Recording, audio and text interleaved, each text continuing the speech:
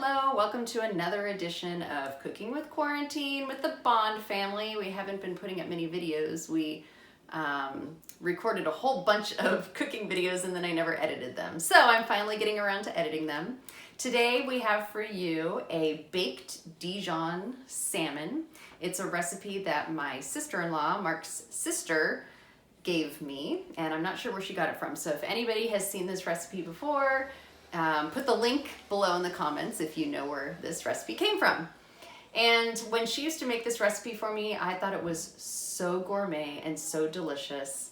And then when she gave me the recipe, I couldn't believe how easy it is to make. So we make this recipe quite often for our salmon. And then I also am going to roast some butternut squash today, and it will be lots of fun and very delicious. So I hope you enjoy.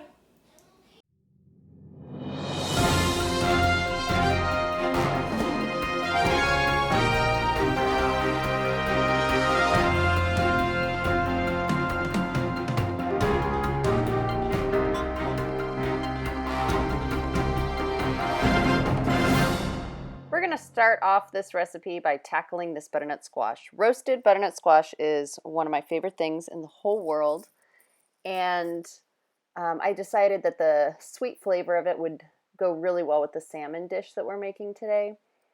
But the unfortunate thing is butternut squash is a pain to peel and chop, but it's so worth it. So I just decided to get it over with right at the beginning so that I didn't have to worry about it later. So I start with peeling the butternut squash, and you do have to be careful because it starts to get slippery once you have to hold on to the part with no peel. But I just peel it just like I would a giant potato.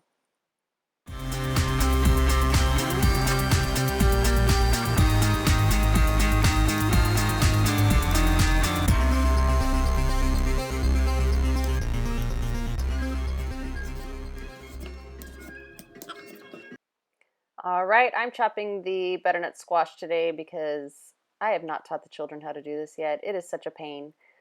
But again, it is so worth it, so I encourage you to do it. All right, so I start with chopping off the ends, then I chop it down the middle just to make it a little bit smaller, easier to work with. The skinnier top end is going to be easier, so I always start with that because you don't have as an odd shape as you will on the bottom. If you have little stringy pieces up there, the stringy pieces really don't matter. You can just leave them on and cook them, maybe pull a few off as you go, but for the most part they'll just cook down and you won't even notice that they're there after you roast it.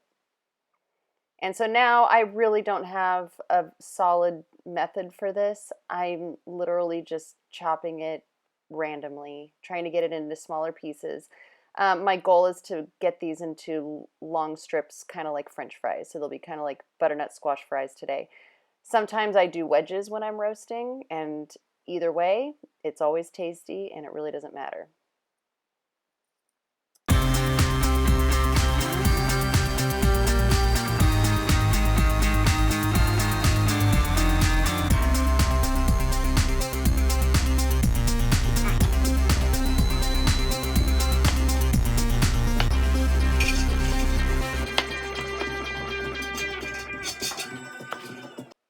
Okay, now I'm going to tackle the big end of the butternut squash. It is the most difficult end, and that's where you'll find the seeds.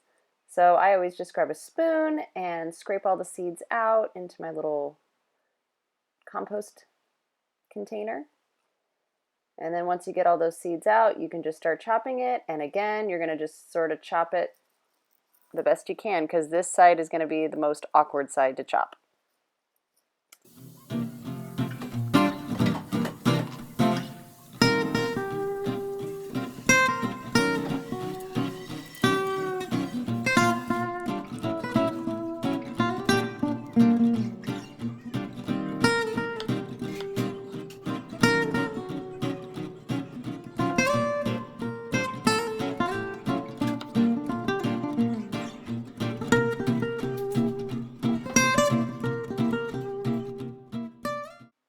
The day I discovered parchment paper was one of the best days of my life, I'm pretty sure.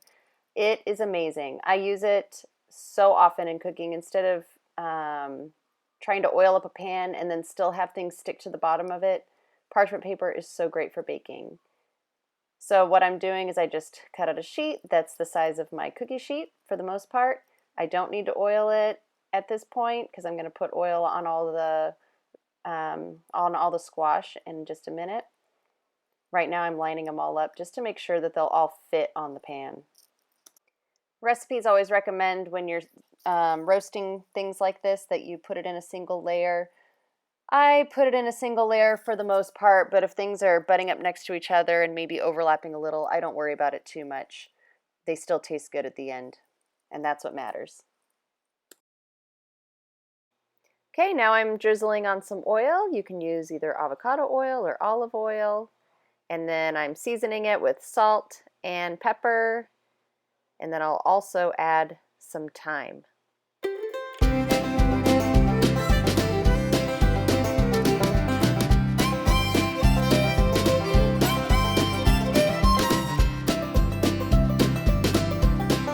And now I'm messing it all up again so that I can get all the seasonings and the oil evenly coated on the butternut squash.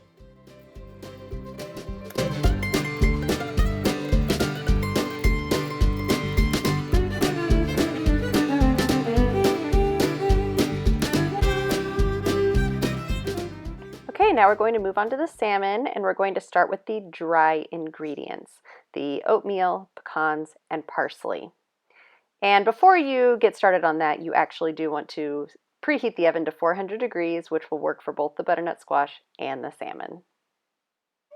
I rinsed the parsley and then dried it off with a paper towel so that it wasn't too wet. And now I'm going to chop it up. It doesn't matter if you have some stems included with the chopped parsley. I just kind of pull off the big stems and then I don't worry about the small ones.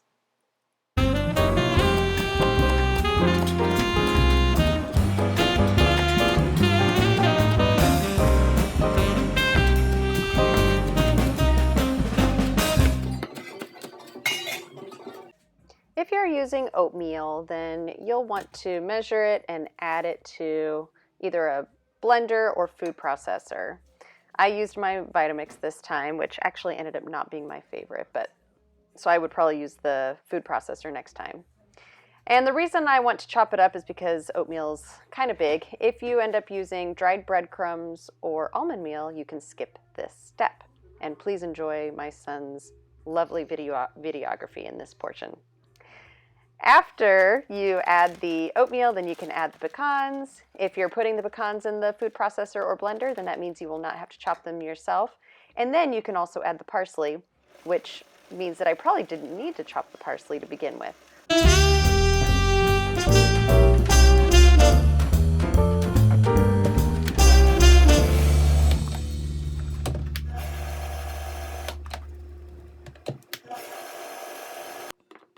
All right, so now I'll just put my mixture of pecans, oatmeal, and parsley into a bowl and set it aside for later.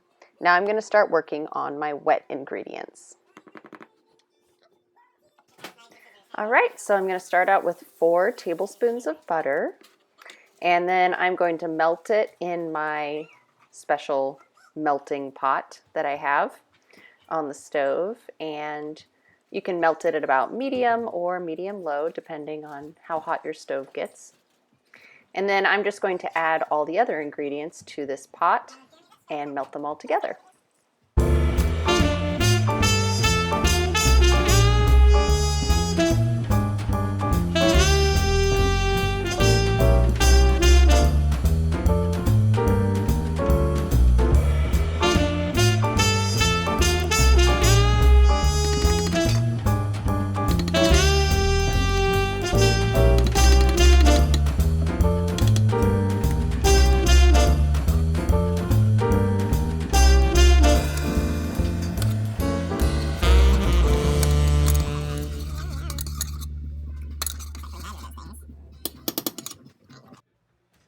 At this point, I'm putting the butternut squash in the oven because it needs about 15 extra minutes to cook. So I'm just going to stick it in there and get it started.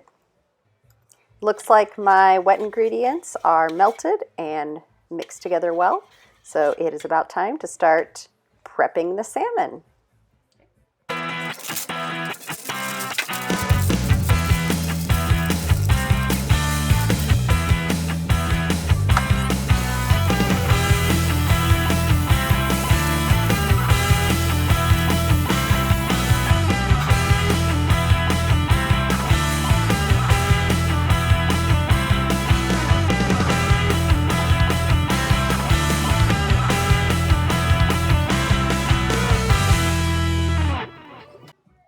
Once you have your salmon ready, then you can season it with salt and pepper, and then get ready to put your wet and dry ingredients on top of the salmon.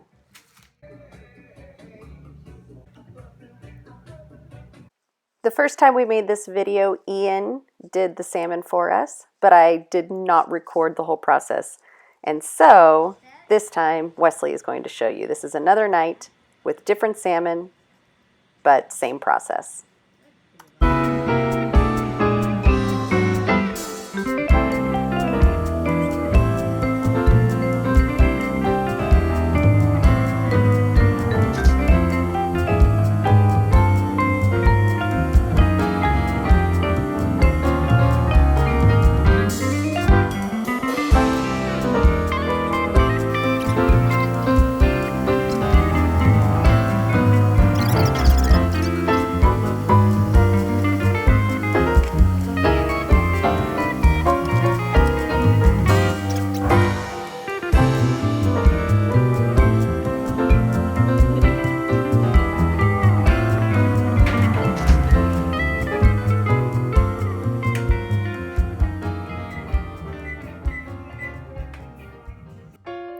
All right, the salmon is done. If it flakes easily with a fork, then it's done. It's better to take it out sooner than later.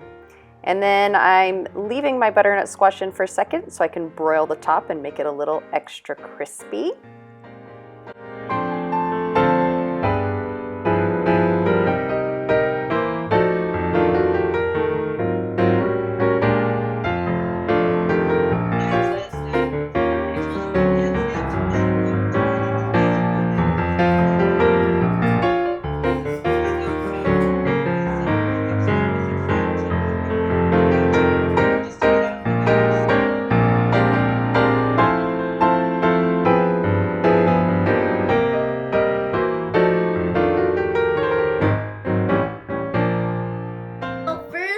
The peanut butter, and then you just wipe it on the bread.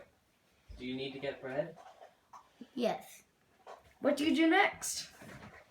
Well, then you get another bread, and then just take this big giant gallon of raw unfiltered honey, and then just pour it all in.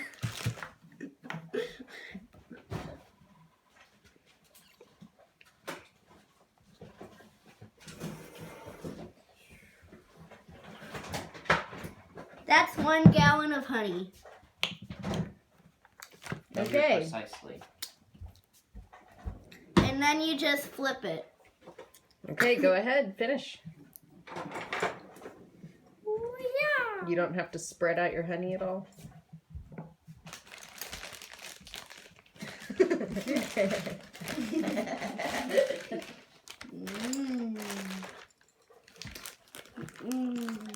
Be careful with that knife in your mouth. It's not sharp. It's sharp enough to cut peanut butter.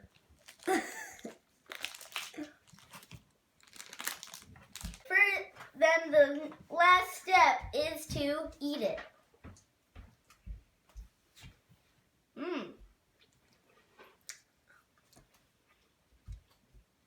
Yum.